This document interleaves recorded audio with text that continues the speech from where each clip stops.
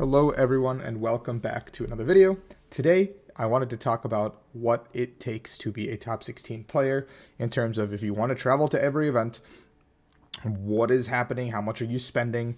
I wanted to be fully transparent with you guys about like what my situation is in terms of what I invest in a Pokemon season. This is not including cups, this is not including challenges, all that local event stuff.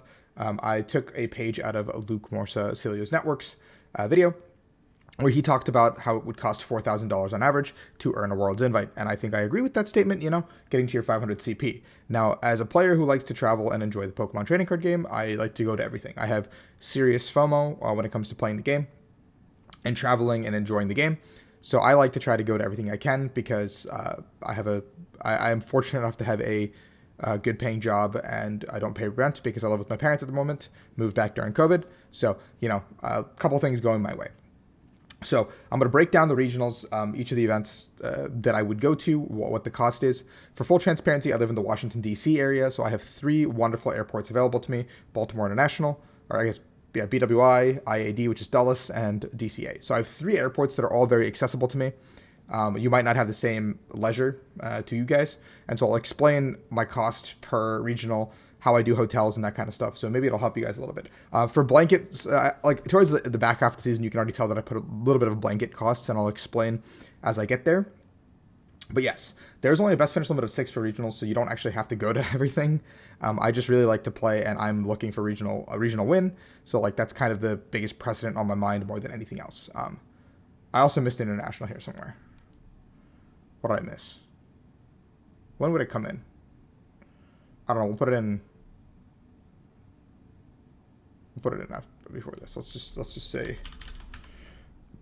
I don't know, probably 600 for the flight. And yep, okay, so that all makes sense. The logic checks out, and we are good. Okay, that's a hole we filled. My bad. Anyway, so let's start the season off with Baltimore. So Baltimore is a drive for me. It was about an hour, so I did not have to go very far. I had literally had to jump in my car. It was not even a tank of gas. It was like an hour drive there, hour drive back. But the cost of a tank of gas is about $40, so I just put that in. I drove myself. I didn't go with anyone else, so there was no cost of gas splits, anything like that. If you are driving somewhere with people, usually you will split the cost of gas, offer to share the drive, whatever, the drill. The hotel I booked on the room rate, which was like $109 a night or something. We booked for 2 nights, and there was 4 of us, so we split it 4 ways. Not a big deal. The cheapest regionals by far are the ones that are going to be drivable distance for you. So make sure you have like a local league or players you trust enough to drive with. So this one was like less than $200 for me. Overall, like not a bad outing for a weekend. The registration is really where I take the biggest beating.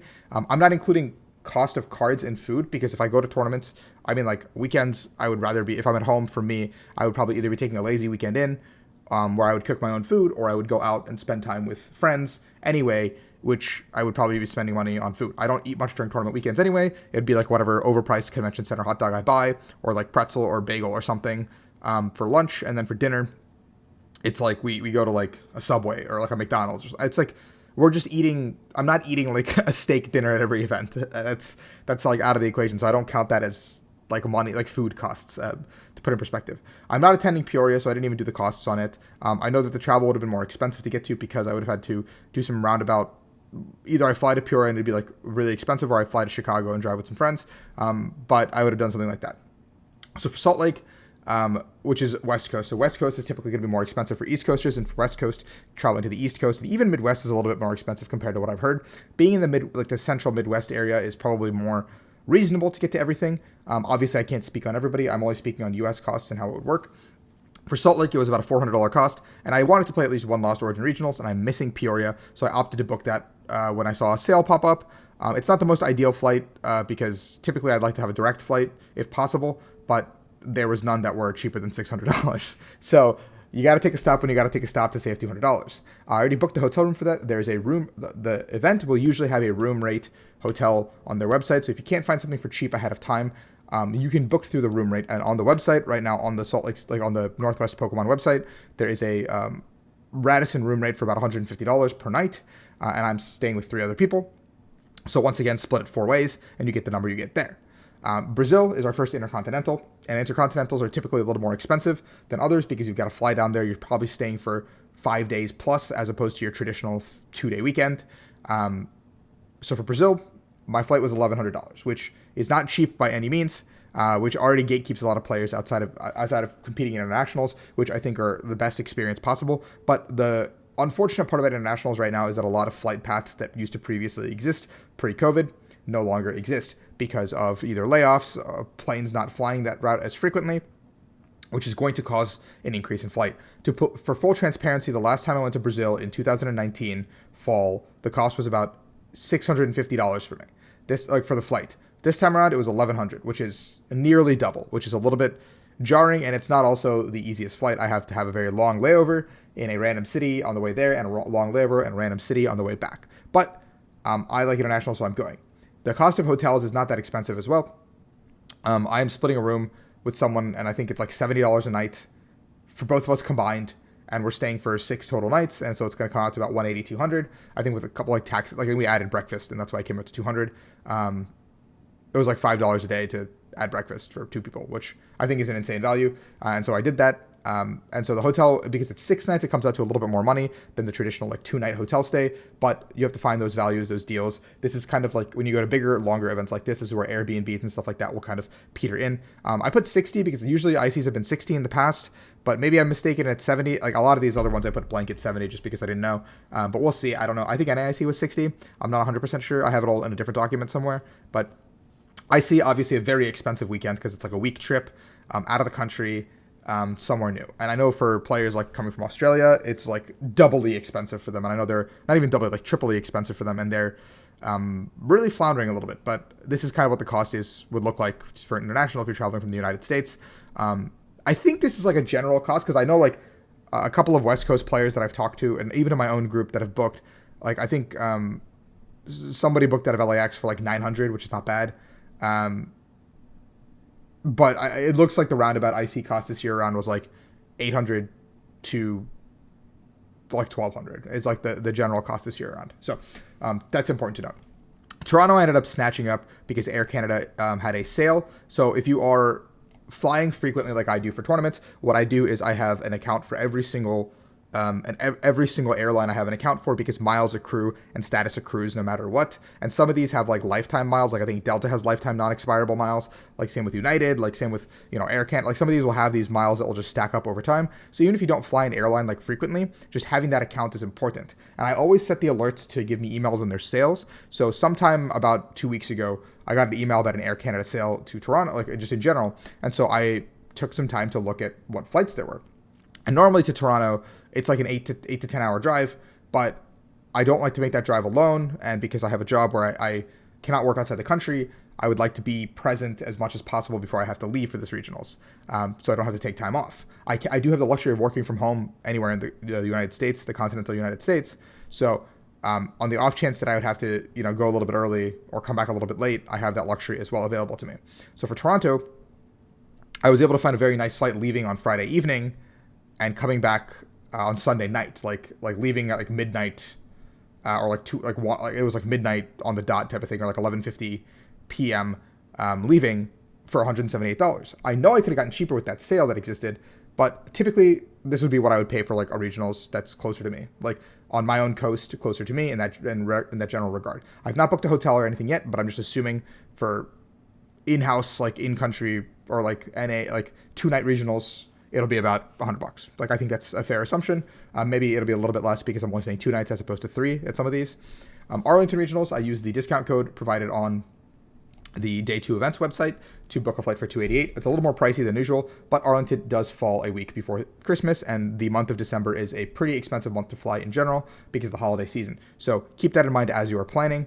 And yeah, so I mean, I haven't booked a hotel or anything for that either, but I know the hotels aren't super expensive. And I do the same thing always, like 4 people to a room. I have a few people that I trust to stay with, and I like to stay with them, so it's the same drill over and over again.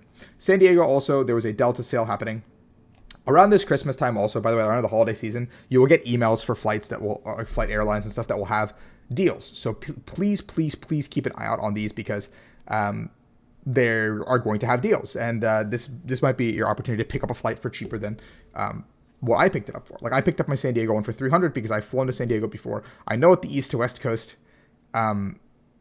flight like expenses, and it's usually like $400. So I saw the chance to jump at $100 off with a one stop on the way there. I snagged it straight to San Diego. Now, if I was smarter, I know that I have friends in LA that are driving down, so I could have flown to LA on a nonstop flight for pretty much the same cost. But again, I wanted to inconvenience people the least, and I wanted to find a flight that gets me in to the tournament, gets me out as soon as possible, kind of thing. Like some of these tournaments, I like to spend time, an extra additional time, but for a lot of these, I want to be home in my own bed because I have a battery that runs out, kind of thing. Same thing with these costs, whatever. Orlando is a different situation for myself because it is also on the East Coast for me. Orlando is another a good commuter airport because of Disney, so there's a lot of flights to go in and out from every location. A lot of Spirit, a lot of Frontier. Don't be afraid to fly those airlines. I flew them a lot in college. Like I literally flew like $60 round trips to places at like 11 p.m. because that's all that was the cheapest flight, and I was in college and I did not have money. So do not be afraid to book those flights. It was actually really funny, if, sorry, I'm tangenting, but those like $60 like round trip flights, all of like the Orlando locals would be on them, and it'd be really funny because like we'd be half the flight, all flying to like St. Louis or like I don't know, like I think there was a Denver where like there was like 20 of us on the same flight. Because it was like a $78 or like $80 round trip. So look for Spirit, look for Frontier. Don't shy away from them. You don't need more than a backpack for a weekend. Like, trust me, you do not need more than a backpack's worth of clothes and cards for a weekend. You really don't. So Orlando, my cost for hotel is $0 because I do have family that live about 10 minutes from the venue, and I'm going to probably go a little bit early to see them. So if you fly on an off day, like a Tuesday or a Wednesday, it's also cheaper than it would be on a weekend or like a Friday. So if you are heading somewhere there's like more for you to do, you can do that to save costs as well. So my flight might actually be closer to 100 as opposed to closer to 200, but I do have family in the area, so I would like to go see them ahead of time. Like my grandparents and my aunt live there, so I'd like to go see them, spend a couple extra days with them. And I went to college in Florida, so for me, I have people I want to see while I'm making my visits there. Oceania then comes up. I put in Melbourne because I didn't really know where the location would be, but if the pattern holds, we're going back to Melbourne. And it looks like it's about $1,500. For full transparency, last time I went to Oceania, I paid about $1,000. So another 1.5 times price hike. Flights could go down as we get closer. Flight paths could open up. There could be sales. This is one I'm going to definitely keep my eyes out on for sales. I put $200 for hotel as well, but this is usually one where an Airbnb kind of does the trick. Because if we're in something like downtown Melbourne, there's always been these apartment style Airbnbs that a lot of players have, 6-7 people, everyone gets a bed kind of thing, get to stay at, and the cost will come out to like $150 to $200 for like a week. And if the pattern holds, it's something that we'll probably end up doing again. Knoxville Regionals comes up again. This is another one where I've looked at all these flights also when I pulled up these costs, and I gave a rough estimate of where I think it'll be. The only reason I haven't booked some of these is just because we're at the beginning of October, basically. So, like, I have time to book a lot of these. I booked the ones in my immediate vicinity. And even I think San Diego is like, I booked this one a little bit early, maybe potentially. But, yeah. So, Knoxville is about $200, which is, like, not bad for a weekend flight. This is also at the times that I want, keep in mind. So, you can get it for a little bit cheaper if you're flying from the East Coast or even Midwest. I know Knoxville is, like, a reasonable drive for a lot of people. I did that drive 3 years ago, and I never want to do that drive again. So, catch me flying. That one's a more reasonable one. Vancouver, however, this is where going from east to west gets a little bit pricier. You kind of think about the overall scheme of things, and well, it's not cheap. It's not cheap to go to Vancouver, and it's always a 2-stop flight. Nothing that's like savory. So for me, this is like something where I'd evaluate it, see the $400 price tag already a little bit over my price range. I think a $350 flight is kind of where I draw the limit for regionals. $300, $350 at most. If it's something I really want to go to, I'll push the envelope. But nothing ever over $500. I will pay for a flight for a regionals. I will never pay over $500 for a flight for a regionals. That's where I draw my limit. So for this is one of those regionals I would look at and probably carefully evaluate and see the situation, because Vancouver, Charlotte, and Fort Wayne all happen in the same month, with one weekend in between that's an open break. And it's one of those where it's like, do I really want to go take a 2-stop flight there, 2-stop flight back, switching coasts to play in regionals? And I did Vancouver this year, and it was a lot of fun, but it was physically exhausting for me. And so this would be one where I'd have to heavily consider my priorities when booking this one. So for players like that who are considering stuff, this is where like you don't have to go to everything, right? So Charlotte comes up next. This is like a 6-hour drive for me if I wanted to do it. Again, I just don't like to drive particularly to many places. So I will probably just end up slamming a flight because the flights are pretty cheap. It's a commuter flight for me. And I just prefer to hop on a flight, have to not worry about anything, get there in one piece, come home in one piece. If I drive, I have to like go with a group. I don't know. There's a lot of factors involved. Like if you are someone who has the time and availability, the flexibility to work with people and get things going like that, car driving is the best method.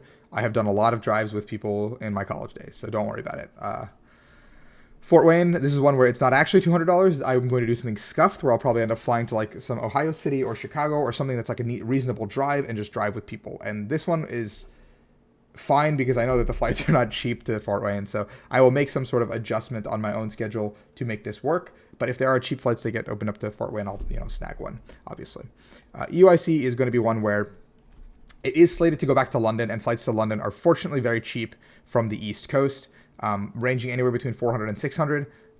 So you can kind of pick up those flights not at a bad price. But obviously, like staying in London, if it's back at the Excel, which I presume will probably just go back to the Excel, honestly. I don't know where else they'd kind of hold it in London.